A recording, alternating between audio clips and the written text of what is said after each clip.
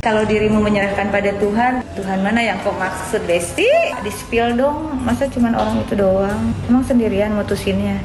Assalamualaikum Besti love kesayangan si akunya netizen plus 62 dimanapun berada. Balik lagi Viral for Justice. Kali ini sikat mafia pangan. Guys, Indonesia kemarin 29 Oktober 2024 mantan Menteri Perdagangan ditangkap karena kebijakan impor gula yang terjadi sekitar medio 2015-2016. Yang bersangkutan memberikan izin impor gula mentah atau raw sugar ke salah satu perusahaan senilai 105.000 ton.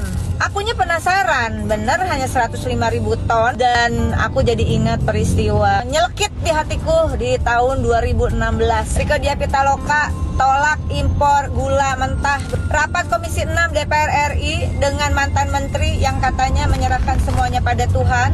Akan ada impor raw sugar atau gula mentah 380.000 ton. Saya menolak keras karena tidak jelas roadmap-nya, tidak jelas datanya. Benarkah kita butuh saat itu untuk impor? Dan dari hitungan analisisnya saat itu, importasi 380.000 ton gula tersebut akan datang ke Indonesia bertepatan dengan panen raya tebu di tanah air yang pasti akan merugikan petani tebu kita. Guys, waktu itu gak masuk logikaku ya, diintimidasi kayak gitu untuk menyetujui impor, bawa pasukan ya ke Komisi 6.